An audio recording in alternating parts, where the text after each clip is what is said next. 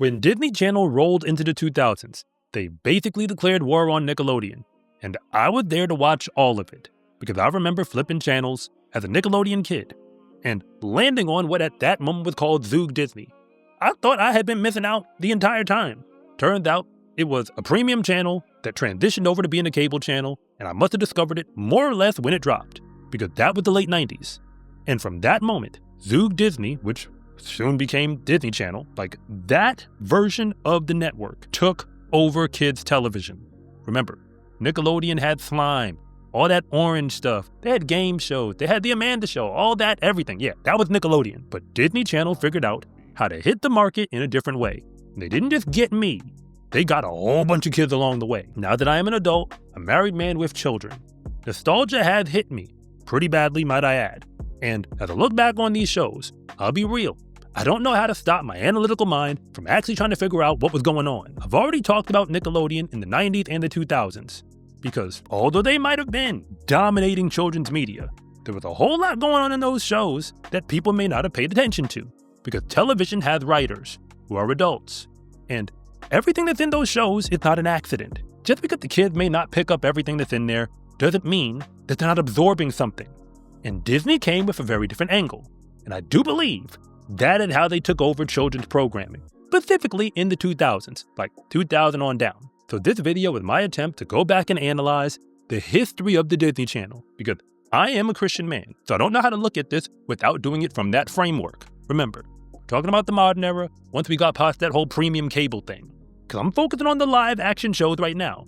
I mean, you can make a whole separate video about the cartoons and, animated series, and trust me, I probably will at some other time. But when it came to their live action, it was banger after banger after banger. And if they ever did make a mistake, they learned from it. That is how Disney figured out how to overcome Nickelodeon, not just in the ratings, but as far as I can tell, in the minds of most children. And to clarify, I am aware I'm going to have to break this into 2 videos because we'll just be here for way too long. So I'm going to start with the first half of the era, specifically like Zoog Disney, which is like 1997 on down till 2005. And then we'll pick it up from there for the back half of the decade, where Hannah Montana and a whole bunch of other shows that you probably remember actually went off. So when Zoog Disney became a thing, as far as I can tell, they did have to throw some stuff at the wall at first to see what was going to stick. There are several shows that I'm going to bring up, none of which I'm going to give any real time to. 2 of which I never saw on cable at any point in my life, even though apparently they were there. And the other, I actually did watch. So the first one, Flash Forward. It came out in 1997 and apparently was like the first show that, the new Disney Channel tried to launch. It only made it to 26 episodes, which actually matters, because Disney generally wanted to get all of their shows to the 65 episode line. Later on in their career, they had shows that went way past that. But at first, they just wanted to get to 65. So any show that doesn't get that far, well, basically a fail. As far as I can tell, it was about some middle school kids, about 8th grade level. And I guess the shtick of the show, like the thing that made it unique, was the whole flash forward point, where they have scenes where the kids are like 5 years old and they flash forward to, when they're like, in 8th grade. I mean, they had parents, like somewhat represented in the plot, but barely. It's mostly anchored around the kids. And like I said, the show didn't last that long. But it did pave the way because Disney basically redid this show multiple times and just did it a whole lot better. I mean, I'm going to get into it in a moment, so we'll leave it there. But that show was more of a comedy than anything else. They tried to launch another drama called In a Heartbeat. And like I said, never saw this one either.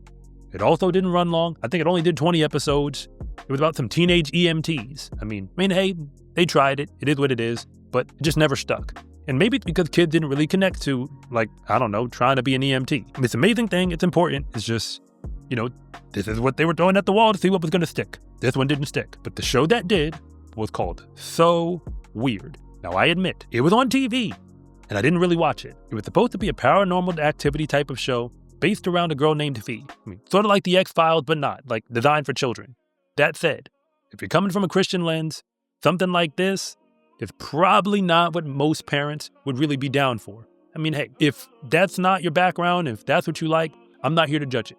I'm just saying, I didn't watch it, but it did make it to 65 episodes. So at this moment, Disney now has 1 hit on the board. But before we hit the year 2000, there's one more show that you need to know. This one is the famous Jett Jackson. And yes, I watched every single episode as an adult and most of it while I was a child, so I remember it a whole lot. Just like So Weird, which ran roughly around the same time. This one made it to 65 episodes, and actually ended with a made-for-TV movie. So yes, the famous Jett Jackson was a hit. In case you didn't realize, when it came out, Lee Thompson Young, rest in peace, played Jett Jackson, who was essentially living a double life, where he goes to school with his friends, like a regular school, but also is a professional actor. Just to clarify. So as an actor, he plays this character named Silverstone. We get plots for Silverstone, like him, acting on camera, and then, they'll call cut, and then he goes into his regular life, where he has 2 friends, a boy named JB, a girl named Kayla, which is very important because Disney loved to do, trios of friends and kind of anchor around that for the plot. He has divorced parents, which is very important, and I'll come back to that a little bit later. But we do see both parents represented at different points in the plot. He, for the most part, stays with his father, and also with his great-grandmother, because I pay attention to this stuff. His father, and even his great-grandmother, are actively parenting him. He gets reprimanded on camera, they tell him off, they said he needs to change his behavior, what he should and what he shouldn't do. Sometimes he listens, sometimes he doesn't, sometimes he has to deal with the consequences of his actions. All of this is represented in the plot. Simply put, The Famous Jett Jackson is a very good show, specifically because it took kids very seriously. And it even came up with a gimmick, like the whole Silverstone thing, that was actually pretty entertaining to watch as it unfolded. And the TV movie was actually pretty good. If you can figure out how to dig up how to watch it, it is definitely worth your time. But if you're new here, I want to say thank you for even making it this far into the video. I'm Ezra Garnett, and if you really want to know the truth about the hidden messages behind nostalgic TV, then you are in the right place. And if anything that I say actually connects with you, it is always greatly appreciated if you would please like and subscribe. But if I don't, just let me know in the comment section, because I try to read them all. But I bring up the conversation around parents for this reason. When I bring up these other shows, I'm going to focus on the parenting structure that's represented. Nickelodeon, for the most part, got known for doing something by the time the 2000s hit. They either had spacey parents, or a plot where they try to remove parents almost entirely, especially when you get to the back part of the 2000s. So, The Famous Jett Jackson, even with divorced parents, we still see plot lines where Jett is wrestling through the divorce of his parents. He's frustrated about it. He even, calls his parents out, wants them to work things out together. He wants them to be a family. He understands that, comes to understand that they may not be together going forward and that he kind of has to deal with it. He doesn't like having a part-time father and a part-time mother and having to choose back and forth. So when I say they took kids seriously, they're having very real conversations within the plot, doing it from a moral high ground, and dignifying children while they do it. And yes, I admit I am a bit biased because I'm coming from a Christian perspective. But there was one more show, I do apologize, that you probably need to know before the year 2000 hit. Because in 1999, rolling into the 2000s, Disney also dropped The Jersey. And although I didn't watch it as much as The Famous Jett Jackson, I did watch this show. Because it all revolved around a magical jersey, like a sports jersey, where the main character, Nick, along with his friends, they put it on, and then they can essentially step into or become, a professional sports athlete.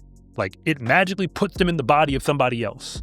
We do see some gender swapping, because whether it is Nick, his friend Morgan, his friend Coleman, his friend Elliot, whenever they put on the jersey, they jump into a specific athlete, even if it gender swaps. So that part is in there, as well as, the concept around magic, which, depending on who you are, your family, what you believe, that may or may not fit well with you.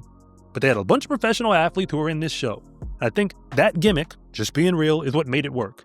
Because, yes, the characters develop and we do see, parents and, some of these things reflected. But it's really a show where you get to watch your favorite sports stars, at least in the early 2000s, step onto a Disney Channel screen. And on top of all that, The Jersey basically made it to 65 episodes. Technically it was 64, but for that reason, you can call it a success. And Disney Channel, for the most part, did not overload children with a whole bunch of new shows that were unproven. They more or less gave one hit show per year and tried to ride it out to the 65 episode line, at least until they decided to break it. So the next show they gave us in 2000 was Even Stevens. Most people remember it because they remember Lewis and Ren, the sibling rivalry between them. Even though they had an older brother named Donnie who was basically there for comedic relief. It did a full 65 episodes, and it even had a TV movie when it was all done. So yes, this was a hit. They had a two-parent home, where the mom was a senator, the father was a lawyer. Ren was essentially like the overachieving, perfect child, at least in the academic sense for the most part. And the older brother, Donnie, was this, sports star. They really don't do a whole lot with his character beyond that. They don't even represent him as all that intelligent. But Lewis, who is the youngest character and perhaps the one most people remember, played by Shia LaBeouf. Lewis is, I don't want to call him a screw-up, but something close to it. He's a jokester. He doesn't always apply himself. He puts a whole bunch of energy into trying to figure out how to not work hard and how to, snake his way through life. But at the end of the day, Disney still gave us a trio of friends between him, Alan Twitty, and Tawny Dean.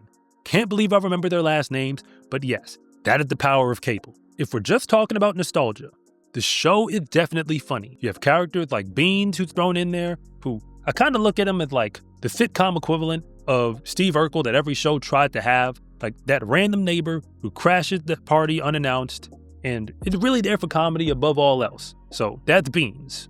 But compared to some of the shows that came before it, they didn't really take the male characters all that seriously. Most of the drama revolved around Ren, and most of the comedy circulates around Lewis. Don't get me wrong, there's overlap between the two, but it's almost like they're running two shows in between each other, and they cross over and overlap as it goes. It worked. The show ran. I enjoyed it, but if you're looking for the parents to really be front and center in the show, you're not going to find it. They are there. I would call these neutralized parents, the ones who are in the show. We kind of see them in the family, but there's very few scenes where they're actively parenting. Not like the famous Jett Jackson or something like that. Yet in 2001, Disney Channel ran it back again. It's at the exact same formula, like this middle school age drama. The same thing they tried with Flash Forward that nobody really remembers. And this time did it with Lizzie McGuire. It ran a full 65 episodes one more time, and didn't even just get a TV movie. They put a movie in theaters. Shout out to Hilary Duff. Lizzie's parents aren't a whole lot different from what we saw in Even Stevens. But offhead, I do remember more scenes between Lizzie and her mother specifically, which makes sense because Lizzie was the main character. Her brother Matt, who's in the show, and he's kind of like, the prankster brother. We do see some things between him and his father and them having a special bond. But his father is also represented as a little bit on the slow side. Not my words, it's what a critic said, so hey, take it from them. If you actually watched it, you probably remember Lizzie, her friends Gordo, and Miranda. More or less, they're together for the entirety of the show. So it's another, trio of friends. And you got other characters out there. I remember Ethan Kraft, who is the less than intelligent boy that Lizzie's very interested in because he's attractive, apparently. There's a mean girl vibe going on with the character Claire. It's maybe not quite as funny as Even Stevens. It takes itself a little bit more seriously. We have a whole bunch of scenes where, Lizzie is a cartoon character and she's sharing what's going on in her mind. So I think it's one of those like a show that, again, is trying to be some version of a Girl Meets World before Boy Meets World felt the need to reboot itself. And for the record, I will get back to that in a moment. And for whatever the reason, Lizzie McGuire was basically a sprint. It was technically 2 seasons, but did 65 episodes. And then it finished off with the movie. I remember watching the movie. Not in theaters, but I remember watching it. Sometime later. It was alright. Put the conclusion on the plot, I guess. Taking the students into high school. But at the end of the day, I think the reason Lizzie McGuire worked so well is because the show just felt relatable. It didn't really try that hard. Yes, they have, some, heightened comedy in the plot, but it actually feels somewhat normal, what's actually going down from episode to episode. But somehow, it worked. They didn't have to get that crazy in order to make the show entertaining. But now I have to go over the biggest show that Disney dropped in the first half of the 2000s. That's So Raven. You probably remember it, because Raven Simone, it's even in the title, she played Raven Baxter. She had a family with a father and mother. She had a brother, played by Kyle Massey, and eventually his character Corey gets a spin-off show, Corey in the House. We'll get to that later on in another video. But fundamentally, That's So Raven ran for 100+ episodes. And unlike Lizzie McGuire, who's just thinking some stuff out in her head, this one had a gimmick, because Raven is, psychic. She can see things in the future. And they kind of play it out where she would see a vision, and most of the plots are around her trying to stop the vision from happening. And in some way, she kind of, messes things up. We still have a trio of friends between Chelsea and Eddie, along with Raven. And the plots do get pretty wild. This is one of those shows that, as far as I can tell, starts to get a lot closer to something you might see on Nickelodeon, because it's just, outside of the realm of reality. not just the psychic thing, but I mean, even the way that Raven tries to stop things from happening and kind of, the little quirks here and there. But we see a family. We see her family intact. The parents seem to love each other. And for the most part, Raven's friends feel relatable. They even give us some plots that focus on Corey, which is probably why he was able to launch off and have his own show. He's not just the kid brother. He's not just there for pranks. Eventually, he becomes his own person.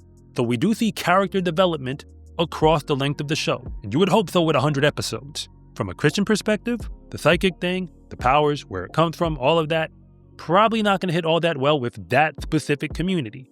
But overall, pretty clear, That's So Raven was a hit. And yes, I did watch more than my fair share of the show. Maybe not every single episode, but it was on a whole lot. So yes, I did see it. And as far as I can tell, the only reason That's So Raven didn't go on even longer is because the characters were basically aging out. Like, when you start getting on the back half of high school, they're like, you know what? Like, what are we really going to do to try to push and extend this thing? Because the target demographic that Disney Channel was trying to focus on wasn't exactly kids going to college. But the final show I'm going to go over is Phil of the Future from 2004. And this is the first one in a while that really wasn't a hit. Phil of the Future did 43 episodes, though it never made it to the 65 run. Forget about That's So Raven in their 100 or whatever that number finally was. Phil of the Future is still another gimmick show, that's what I call it, where Phil is from a part of a time-traveling family, him, his parents, and his sister Pim. Yep, I remember the name Pim. Wow, okay. And he had a friend named Keeley, played by Allison Mashaka.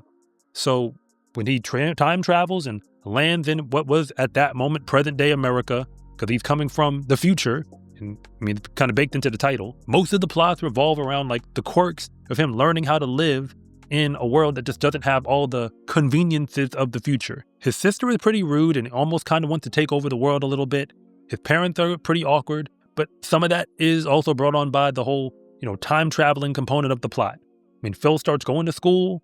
I mean, he develops feelings for his friend Keeley. We actually don't get the trio of friends. It's really him and Keeley for the most part. That's interesting that they broke from it, and maybe Disney was wrong to try something new because the show just didn't last as long, and it didn't get a TV movie or anything like that. But Phil of the Future, yes, that happened. When it comes to Disney in the early 2000s, I call this an incredibly calculated takeover of children's television.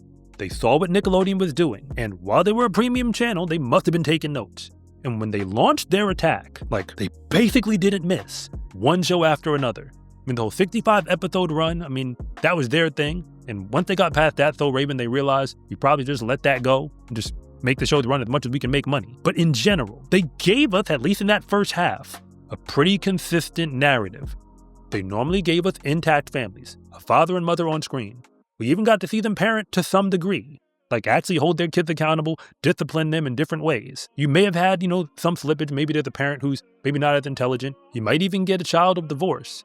But they didn't even hide or shy away from it in the plot. They generally leaned into those things, at least in the early half of the 2000s. But one thing I conveniently left out is shows like Boy Meets World, which I mentioned once, Sister Sister, Smart Guy, and I'm sure there's a few others. They were also on Disney Channel in this early window. These are not Disney Channel original shows, which is why I'm not covering them. But they were also on the network. All of those shows were engineered to be family television, under the assumption that parents are in the room watching the show with their children. Disney may not exactly be moving with that same energy, at least in this first window, but it did feel like they didn't stray too much, even by putting the kids 100% in the center of the plot, regardless of what was going on in society around it. Something about these characters and the world they represented actually resonated with the children who were watching. That's how Disney was able to take over. Granted, this is the first half of the 2000s, because a whole lot more changes in the back half. As far as this next point goes, I am aware that there are multiple ways to see it, and if you want to hash it out in the comments, I'm more than happy to do so, respectfully might I add. But where I stand on this is that in children's television, shows aimed at kids, I think it's the responsibility of writers to not just talk about the world as it is, but to also have discussions to some degree about how the world ought to be. The idea of children having parents is not something that we should just ignore. Keep in mind, if you are a child like some of my friends who've come from families that don't have two parents in the home, especially thinking about men who may not have a father, sometimes the only father that they get to see consistently might be one on television. So considering the break between Nickelodeon and Disney Channel at this time. The number one most important difference between those two networks is that Nickelodeon trended towards decreasing the impact of parents much more significantly and much more quickly than Disney Channel did. Disney Channel did win this era, just being real about it. Don't get me wrong, the numbers were close. Nickelodeon came into the 2000s era in the lead. By the time it was over, Disney Channel was on top. I would like to believe that the world they continually created, because there's an actual consistency to all of these shows. You either get an intact family between a mother and father, and we do get to see them parent in some form or fashion, sometimes harder than others. And it is rare, but you do get moments when the family structure doesn't quite look like that. But the plots don't lean all the way away from it and just act like it's just a normalized thing. They deal with it. They allow the characters to talk about it, wrestle with it, feel the emotion surrounding it. To me, that is dignifying children and having real conversations on screen. And perhaps that is just one of the reasons why a network that revolves around a logo for Mickey Mouse figured out that they probably didn't need that mouse if they were going to take over television, because Disney Channel pulled it off in the 2000s to when it happened. If you actually made it all the way to the end of this video, I do have to admit that thank you doesn't do it justice anymore, because you are a real one. And if anything that I said at all actually connected with you, it is always greatly appreciated if you would please like and subscribe.